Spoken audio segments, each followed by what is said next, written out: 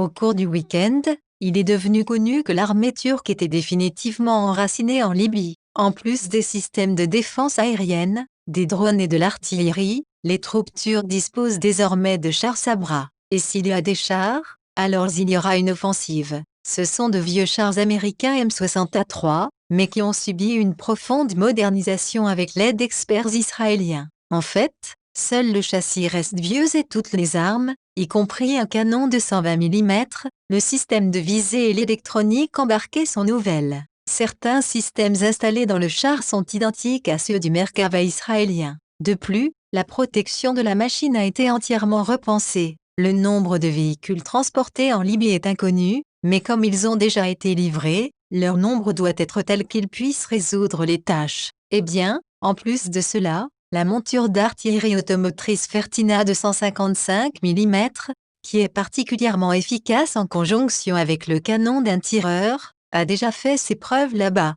En particulier, grâce à elle, la base aérienne d'Al-Wassia a été débarrassée de l'ennemi. Tout cela va nettoyer l'ennemi de Tarona, que les mercenaires russes ont quitté. Mais s'il n'y a pas d'action active, des événements se déroulent dans la banlieue de Tripoli, la capitale libyenne. En général, les troupes gouvernementales doivent chasser l'ennemi de la ville, et il n'aura alors nulle part où prendre pied, car le désert commence là et il n'y a nulle part où se cacher des tirs de l'aviation ou de l'artillerie. Et cela signifie que l'ennemi devra aller très loin. Samedi, une action vigoureuse s'est déroulée dans la zone de l'ancien aéroport international de Tripoli. Voici à quoi cela ressemblait sur la carte. Comme vous pouvez le voir, ce jour-là, les troupes gouvernementales se sont rendues au périmètre de l'aéroport et il est évident que dimanche les batailles pour l'aéroport lui-même devraient se dérouler. Et c'est ainsi que cela s'est produit, et après le déjeuner, plusieurs rapports ont fait état de la reprise de l'aéroport par l'ennemi.